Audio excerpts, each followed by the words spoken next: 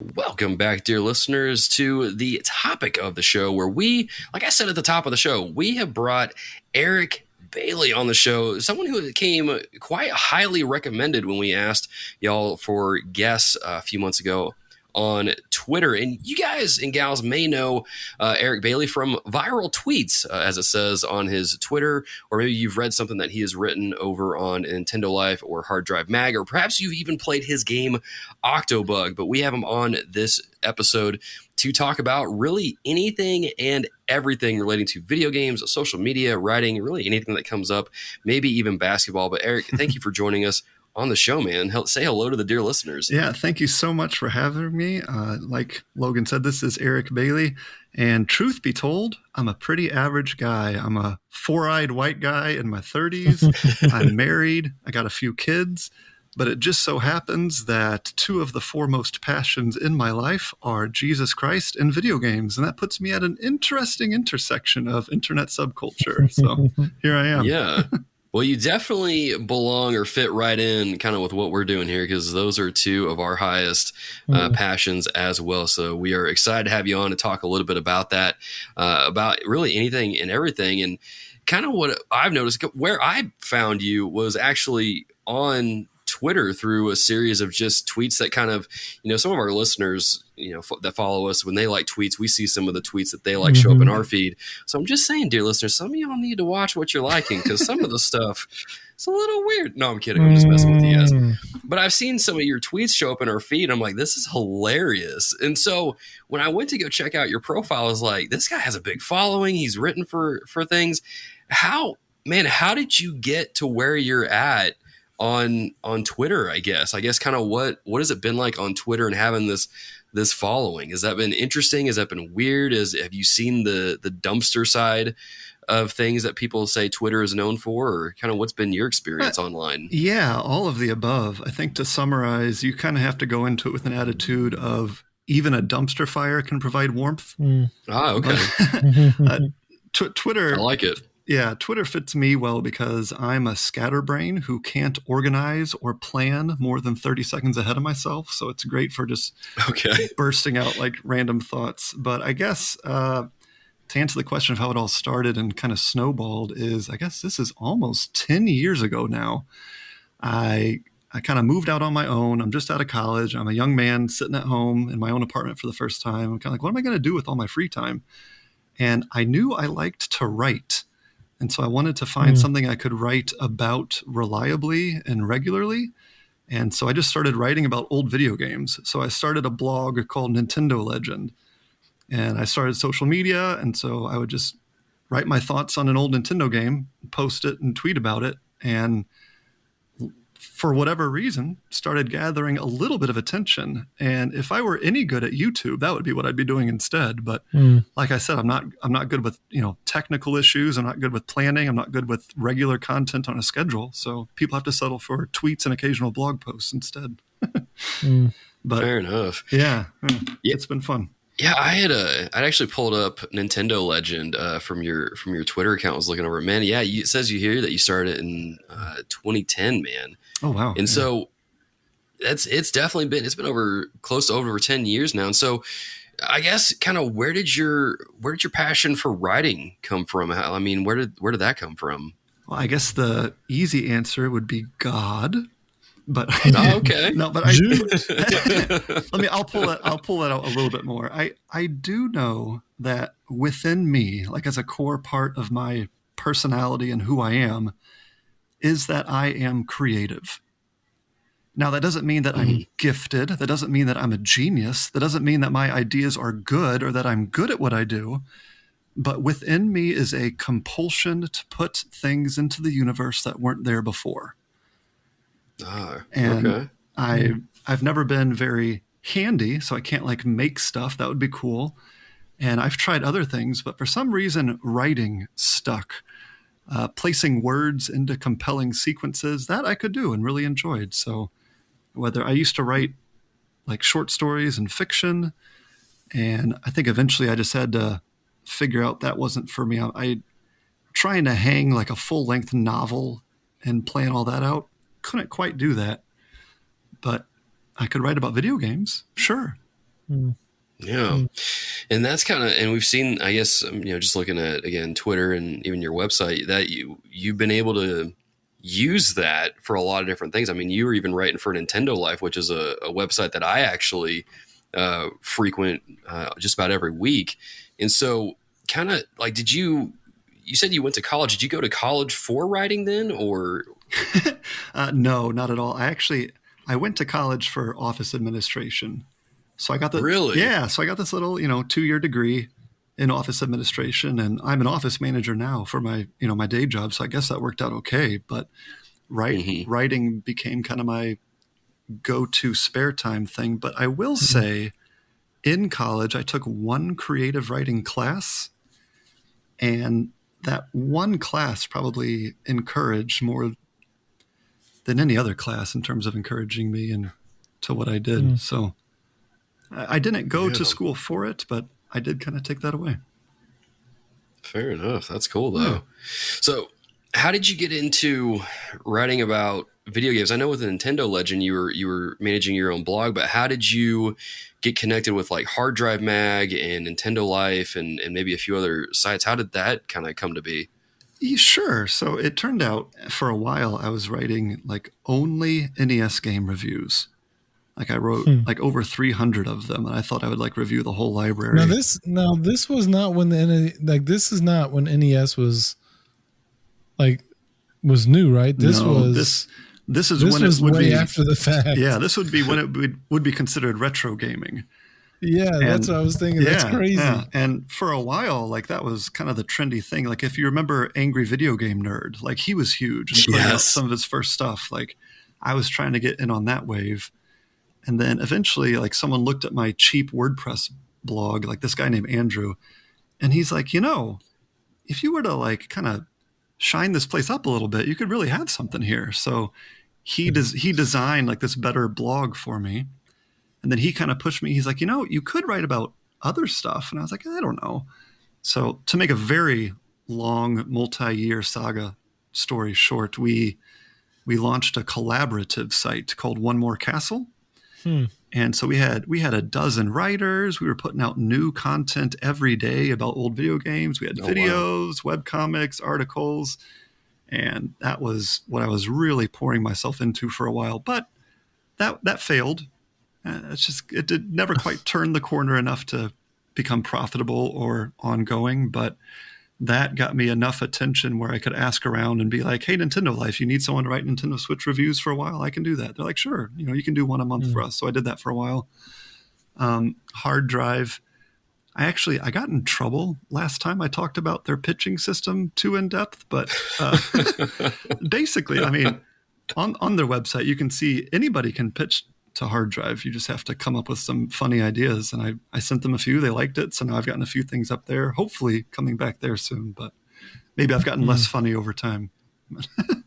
I don't think so. Just because like I said, I follow you on Twitter and your tweets, they're pretty entertaining. I'm not going to lie.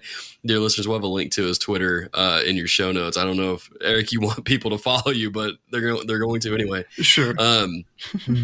Now, is a Hard Drive the same? Because maybe I'm not remembering this correctly, but I remember there was this viral tweet / article that was going around Twitter a couple months ago that said like IGN reviewer excited to play game he just finished reviewing or something like that. It was making the rounds. Was that Hard Drive magazine? Ooh, you know what? I'm actually not sure if that one specifically is them. Okay. It probably was, only because there's not a whole lot of players in the gaming satire realm right now. I know Onion had its own gaming arm for a while.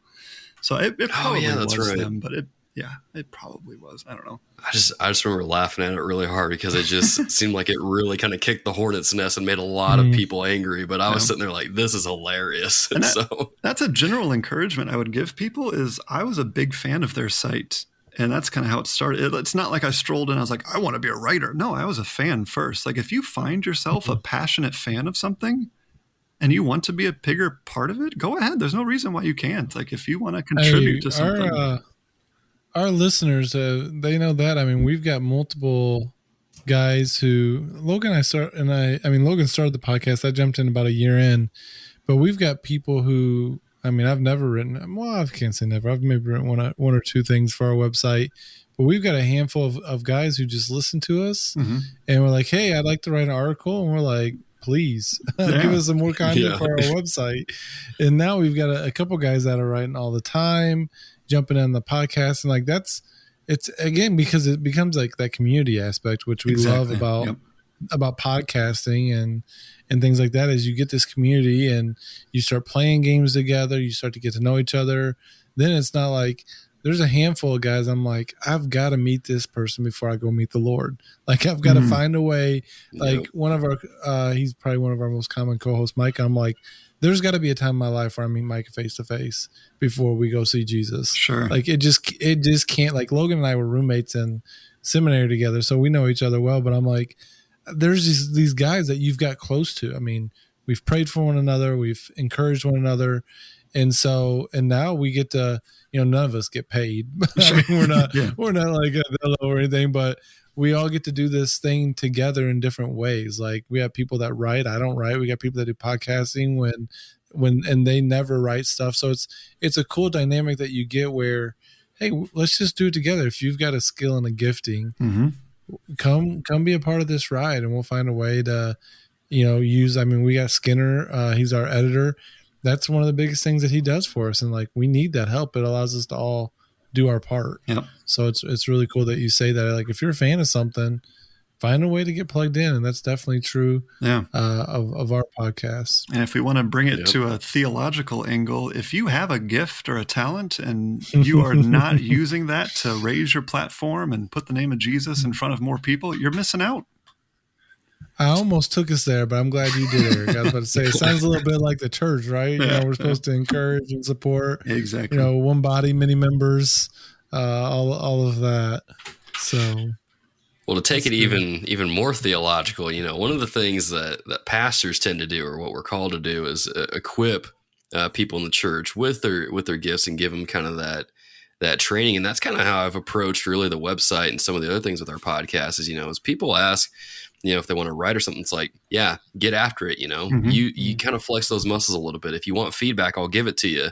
But just kind of use that. And that's kind of one of the things that I like about our website is that at least for some of our writers, if they ever wanted to go to like Nintendo Life or whoever it is, they could be like, oh, well, here's the stuff I've written over here. And they can kind of have a bit of a working resume, so to speak, to kind of point to. And so that kind of helps them out. And plus it gives them that, kind of that behind the scenes stuff of like, how do you manage WordPress? How do you fix some of the issues? How do you work with their new block system that they put into place earlier this year? Oh gosh, yeah.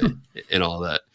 I don't know. Have you messed with that at all, no, Eric? I turn off all that crap as much as I can. Like if I can keep it old school editor as much as I can, that's what I do. I was just getting used to WordPress and they introduced that and I'm like, crap, now I have to learn all this again. Gosh. I'm getting too old for this. I do have a question for you, Eric. As I've followed you some on Twitter here and there, one thing I really appreciate about your Twitter is some of the engagement. Again, you've got, I think I was just looking at like 15 and a half, maybe 1,000 followers.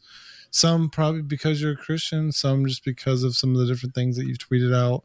But you do a really interesting job of seeking to engage in some theological and Christian discussions and do that well. What have been some of those stories that you could share, just some cool interactions with people who were legitimately exploring Christianity? I mean, I'm assuming you have a couple of those just with your following, but sure. That's one thing as I've followed you on Twitter, I've really appreciated is like, you'll just throw out some different questions and say, hey, tell me about this, which has been really encouraging. Cause I mean, my Twitter is, I'll tweet something about games. It's usually I'm something about sports. I don't necessarily because I'm not willing to take the time. Sure. Yeah. To like as soon as you send that question out, you're in some ways investing. You're saying, all right, I'm going to take time to respond to this, which is great because there needs to be those people out there. But what has that been like with probably a diverse following that you have? Yeah. So that's a really great big question. So I feel like it'd be remiss if I didn't mention you guys have been so kind and flattering to me in your description of my Twitter account, but I want any listeners to be clear. Like, I say a lot of dumb things too. They're pretty funny though. I mean, I appreciate that, but I have kind of a shotgun blast mentality. Like, it's all going to go out there. There was definitely some of that today. I saw some of the tweets you sent out today. I feel you on that. So I'm not saying every tweet you have is that, but I have seen the occasional ones. I mean, a couple of the things that you said today, I'm like, oh, that's definitely not going to rub somebody's followers the right way. I'm like, now that I'm in my pastoral, I used to say a lot of the things that you would say on yours, but I don't feel as apt to say them like I used to before I was in my role. Okay. So I'm a little bit more closer to the chest than I used to be on some of the things. Yeah, no. Sorry, I have Twitter pulled up right now. I need to just not do it because I came across one of your tweets that just said something about problems, like one of your problems dying screaming or something. Sorry, continue, Adam. Yeah, good morning. Yeah. but no,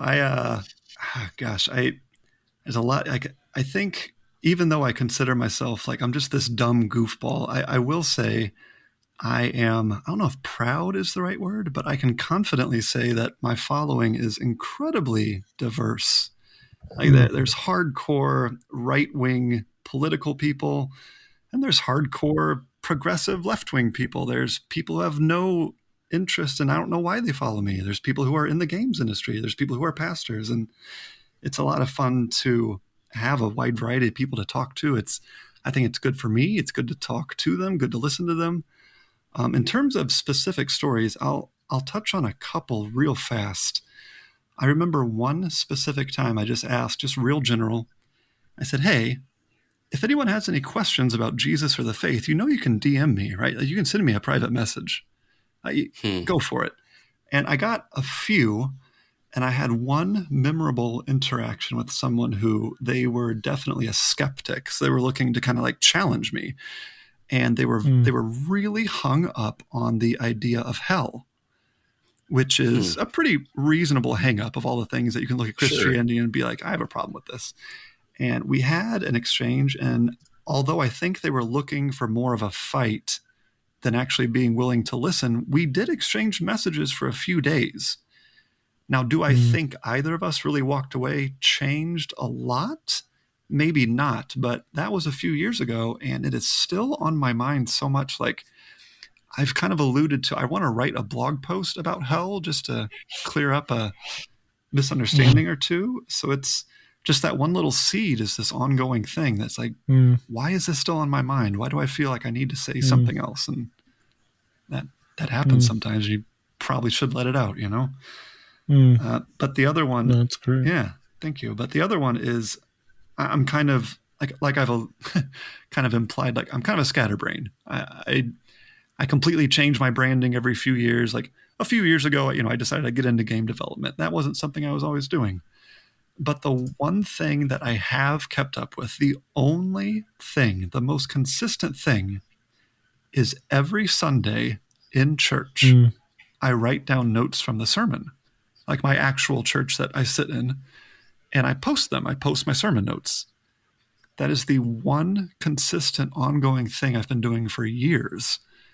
And if I stop for 1 week, people notice, like, hey, are you okay? Like, did you go to church? And so it's fun to have people. People are like, you skipping church? Yeah. You gotta get into church. If we didn't get your notes, you didn't go. Exactly. We know you post them every week, but that has definitely led to some cool interactions. Just people being like, I'm not a believer, but I find your notes really interesting. Or, I don't want to go into too much detail, but there have definitely been curious seeker interactions too. Like, hey, can you tell me more about what you meant by this? Or, I've been kind of on the fence about God, or, what you said here made sense, but this part I'm confused on. So that's been a blessing, that part alone, even video game stuff aside, that's always going to kind of take a precedent. That's great. Yeah. So when it comes to social media use, I mean, I think we're all on social media at this point. And, you've even said that, there's some people who follow you that are pastors and things like that. Kind of as you have spent time on social media, has there been anything that you've seen, or I guess let me ask it this way. What are some of the things that you see Christians doing really well on social media? And what are some things that you see that we could be doing better at in regards to using social media? Yeah. So thank you for giving me like the questions and the notes and stuff to prepare, not to peel the curtain back, but I've been thinking about that. And I think what it comes down for me is I think there's two approaches that I see Christians using. So I kind of want to break it down.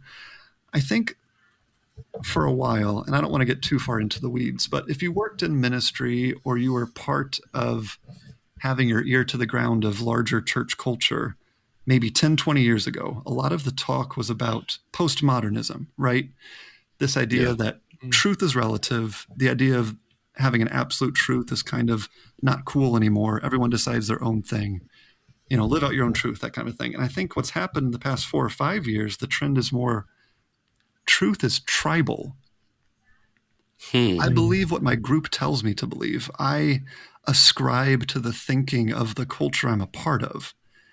And I think the good and bad of that is, I think something a lot of Christians I see do on social media, certainly not all of them, but I still see it enough, is we kind of make people qualify to be in our tribe before we engage with them authentically. And I think a lot of Christians still see the goal of the internet as a perpetual debate. And if you flip that around to a real world setting, like what if we ran ministry that way? Can you imagine a teenager walking into your church for the first time or youth group for the first time, and rather than even get their name or what their family life is like or what they're into, what their interest is, why they're here, who do they know that's here? The first thing you say is you find the disagreement, you start arguing with them. That ministry model would never work.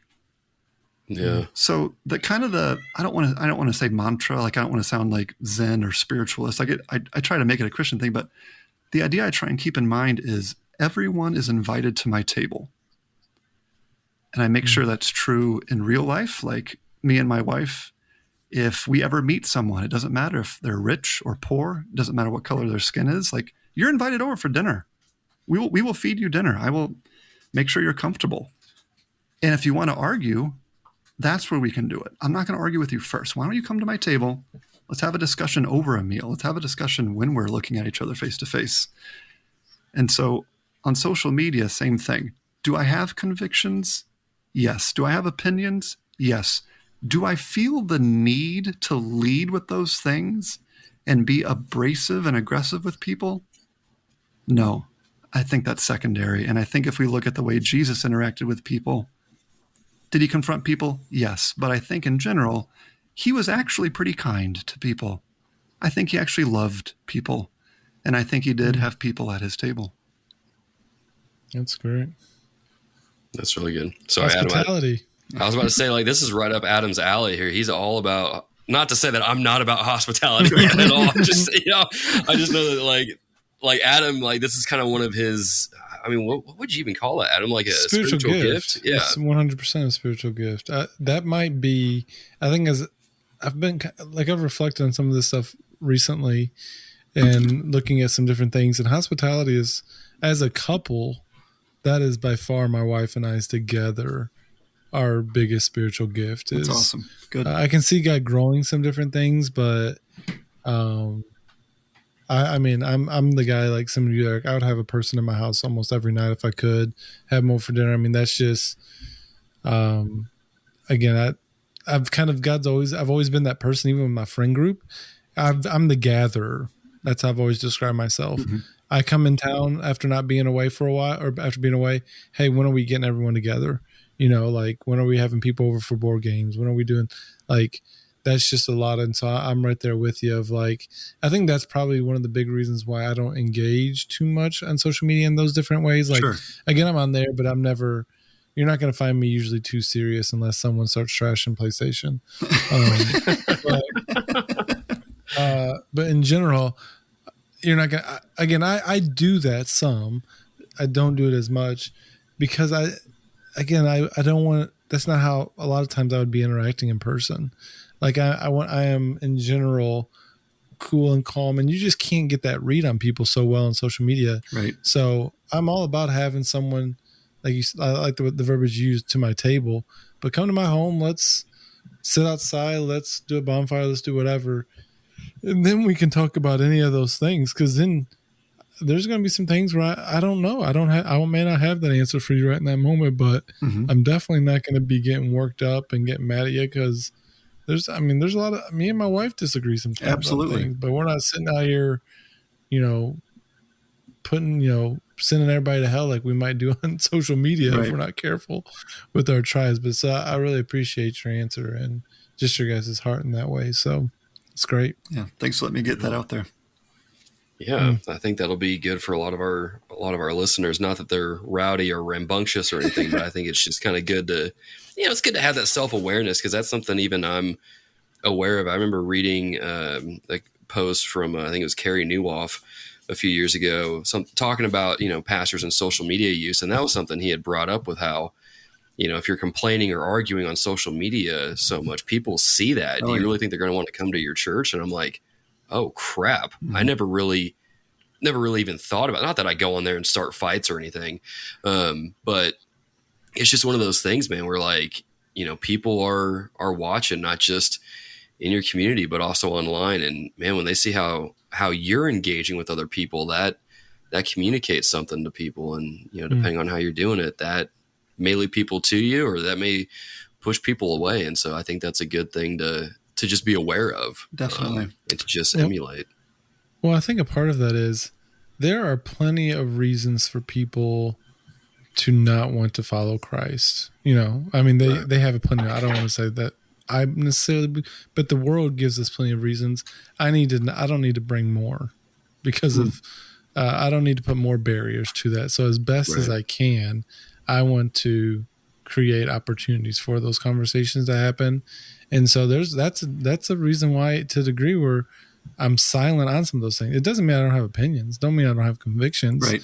But I'm not going to let social media be one of the barriers to someone say, oh, I saw him post something about that. So again, because of some of the tribalism that we see, because of the way that we throw the baby out with the bathwater, because of something I could post on social media, some random person that is following me either on Facebook or social media that maybe is local even, or someone that might want to reach out to me at some point in life, they may not do that because of something I tweeted. So again, it doesn't mean I won't tweet out truth, or maybe something that's a little edgy at times.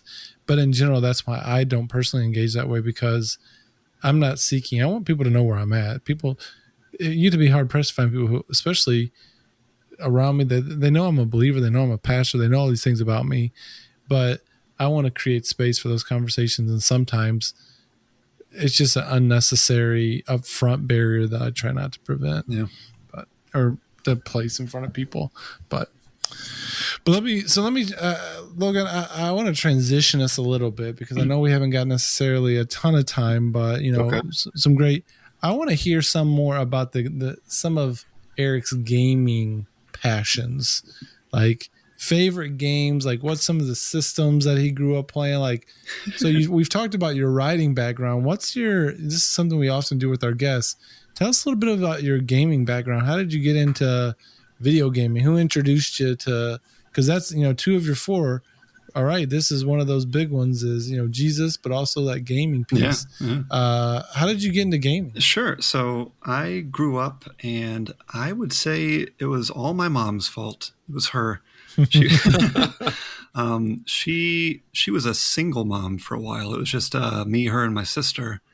And oh wow, that's not even like a pity thing. Like, I had a happy childhood. I mean, largely because I had some Nintendo games lying around. But she was totally the type of mom who, rather than stay up and like beat our head against a brick wall with math homework, we would just fire up Teenage Mutant Ninja Turtles 2 on the NES and play that again, or Double Dragon 2 or whatever it was. So a lot of Nintendo classics. Now, I never had them new, so I was always a generation or 2 behind. I get that. So I think that made me a retro gamer, because when I was catching up on the Super Nintendo classics, the world had kind of moved on to Halo and whatever the new stuff was. Even now, it's kind of funny, because like, I own a Nintendo Switch, but am I playing a lot of new games? No.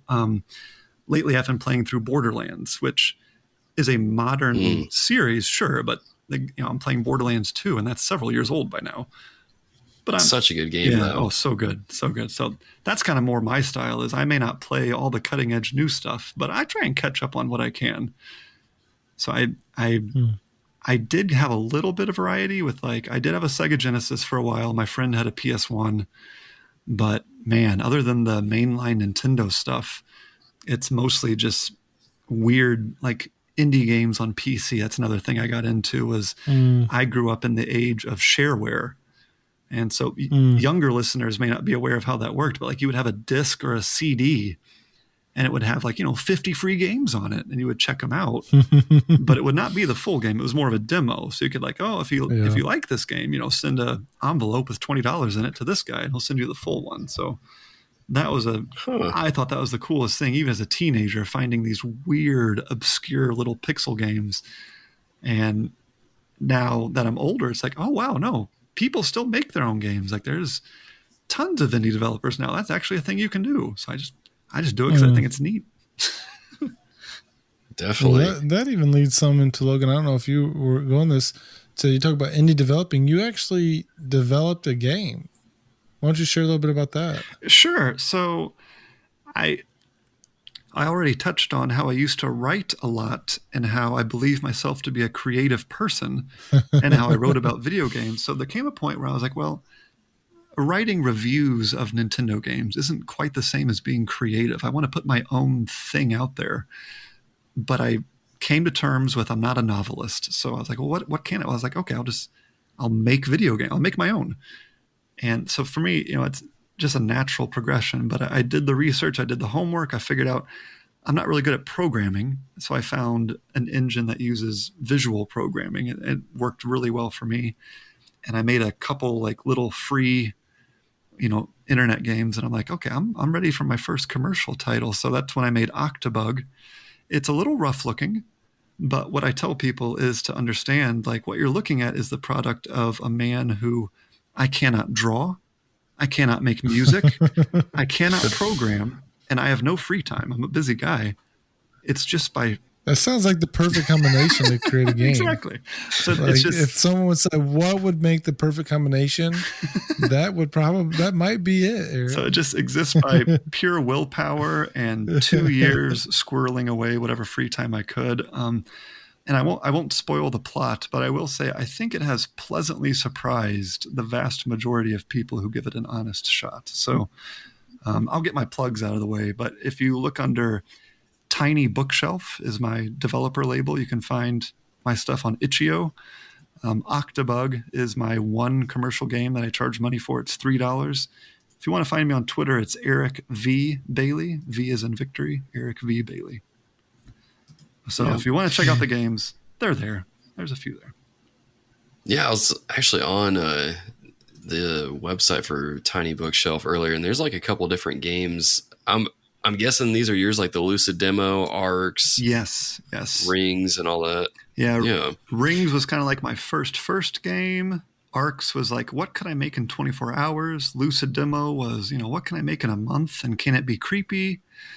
And it's exciting to know that I'm only going to get better, I would hope. So I look at it'll be fun because this is so satisfying and I love doing it. Even if I never make it big, quote unquote, I just really enjoy it. And I'm looking forward to looking back 10 years from now and being no, I'm actually making cool stuff. My kids think it's fun, a 3-year-old can't tell what's a good game or a bad game, but he's oh, for him, it's just this casual thing. Oh yeah, daddy, he made his own game. We can sit there at the kitchen table and play it. Who can say, your kids play a game you made? I just think it's neat. Yeah, that's cool. That's pretty awesome. That's pretty awesome.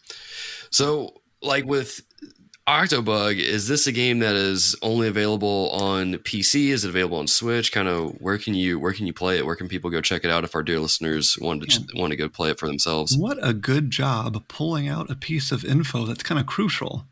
That's a good one. But yes, it is PC only, and until I really make it big and someone would actually want to help me do the porting to other systems, I probably will stick to PC only for a while. The good news is all my stuff is super lo-fi. I mean, I'm using an old laptop to make it, so whatever old device you have can probably play it. There you go. So I guess something I'm always curious of, because we've had a few different developers on before, like Jeff Simmons from Revelation Games are working on Eden Remains. Mm-hmm. And it's something I'm always curious about, because me and Adam, we're kind of, well, to be blunt, we're ignorant when it comes to this thing. We think 100%. We think the way you remaster a game is you put it back in the machine, it does a few beep beep boop bops, and then you're done. You got a remastered game. Super easy. But like, what has been probably the most surprising thing that you've encountered when it comes to making the game or making a game? Oh gosh, there's so much like fun stuff. I think what surprised me was the stuff that you think is difficult is actually kind of easy. Then the stuff you take for granted ends up being like, how does anyone do this? Like making a menu that works. Really? Is a miracle. Yeah, because like the menus in my game, I have to, even for like a simple option screen, I have to figure out, okay, where is the cursor? What button entry will make the cursor move? Where will the cursor move next when you hit the button? Where is the cursor at when you do that? Like you have to code in all these positions for where it possibly can be, where it's possibly going to go.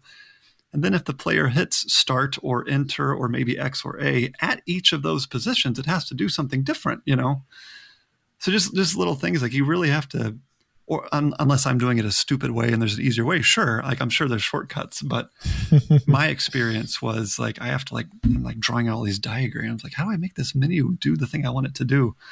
Like I'm trying to, like if the cursor goes down, make the text change to show something different. If you hit this button, do a sound of just I don't know. There's menus. There's lots of stuff that goes on. But doing a sprite animation, that's simple.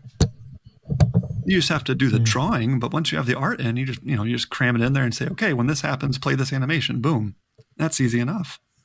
The thing that we think is like this awesome thing that gets a great response from people, like the art, the signature visuals, that's not necessarily the hard thing.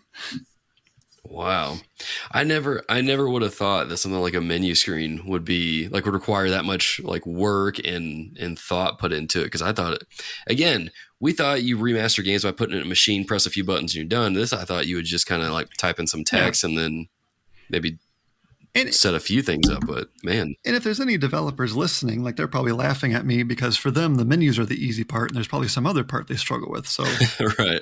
That's always fun too. Like I should give credit. I did have some people help me out with things like music and, play testing. I'll say that much. It wasn't completely a one-man effort, but be prepared for that too. It's just getting help. And I still have one bug I haven't figured out. And that's another thing is some bugs are easy. Some of them are mysterious. If you beat Octobug, so if you reach the ending and then start a new game and then pause, you may not be able to unpause. Really? And I don't understand why. Why would it? All the programming I have for pausing is pretty simple. You hit a button, it pauses. You hit another button, it unpauses. Why is it that when the game is over, that would change? But sure enough, I watched a streamer play through my whole game, have a great time, tries to start a new game, and can't get out of the pause screen. Huh. So it's just... Oh, man. A game about bugs. Oh, yeah. It's got a bug that you can't squash. I did say when it first came out, it's the buggiest game you'll ever play. It's poetry. Bugs everywhere. That's funny. That is funny. Well, Eric, we are running out of time, man. We've enjoyed this conversation. It's been a lot of fun, man. So, I mean, a lot of the links to your socials and everything is going to be in the show notes. But I got to know, because I'm curious, and it's just because I've been playing a game in this series recently. When it comes to a game like Final Fantasy, first of all, do you like the series? I'm fine with the series, but my experience is very minimal. I've played a little bit of 7 and the NES original, and that's about it. Sorry to disappoint. Fair enough. Yeah. No, that's fine. That just means that we won't start up a debate in the comments over on YouTube or anything like that with which one's the best.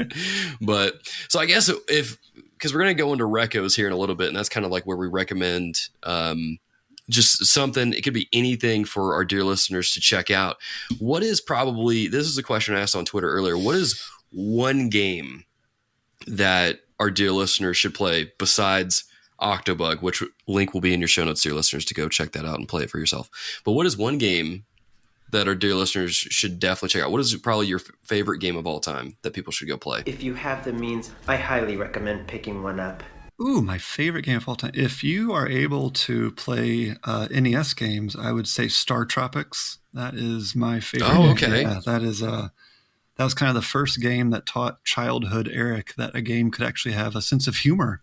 It could make you laugh, and it can have a story and still be a challenging adventure. So that would be the all-time. If you want to play something more recent within the past couple of years, there's a strange game called Hypnospace Outlaw. Hypnospace Outlaw. Where can you play that at? You can play that. I think it's on everything now. Switch, PS5, PS4, Xbox. Yeah, that's PC. That was kind of like one of my inspirations, looking at what weird indie games are going on, and that you can basically do whatever you want. It's a strange. I won't even say anything else about it. That would just be my recommendation for people to check out. Fair enough. Well, I'll definitely go check that out. But man, it has honestly been a lot of fun having you on the show. I'll be honest, when a lot of people were recommending you to come on the show, I was like, I don't know what to expect, but let's just go with it. It should be a lot of fun. And it was fun, man. It's kind of like hanging out with you on Twitter. It's just a good time. And so thanks. I appreciate you kind of carving out the time to join us on the show here, and hopefully our dear listeners will go give you a follow as well and get to know you a little bit and have some fun with that as well. Yeah. So you've already mentioned, let's go ahead and run through the Twitter stuff again real quick, and your website. Where can people follow you on Twitter? Are you on any other social media that you are comfortable sharing? And where can people go find your game Octobug at?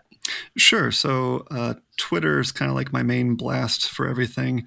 I'm just going to spell it. It's my first name, middle initial, last name, EricVBailey, Eric V. Bailey. You can find my games on itch.io. That's itch.io. It's under Tiny Bookshelf there. I am on Facebook. The shortcut would be facebook.com/TheNintendoLegend. That would be me. Any other stuff you can find out there is probably too embarrassing or neglected, like my YouTube channel, stuff like that. It's out there, but just find me on Twitter, play my games. I'd be happy with that. And I also want to make sure I say, Logan, Adam, you guys have let me talk about myself a lot, and I really appreciate that. But I want to make it clear that I appreciate what you guys do with your podcast and the model you have for how you fold people to your community. And I don't listen to every episode, but I definitely check you guys out sometimes, and I appreciate what you guys do. So it's a pleasure to be here. Thank you so much for having me. Great. Thanks, sir. Thanks, man. I'm glad we can add you into the catalog of episodes that we have. That's one of the things that's kind of the whole thing with the show, right? You know, we want to reform the way that Christians interact with games, and that's not, kind of change the way that Christians interact with games, go beyond the whole like, I got a 20 kill streak, bro. It's like, no, let's talk about how we can glorify gaming, or glorify God. Thank you. Words are. See, we don't want to glorify gaming. We don't want to do that. Words are hard. It's not the direction we're going. Thank you. Words are hard. But yeah, so no, I appreciate that, and I think our conversation is going to really just contribute to that, and so I really just appreciate the conversation as well.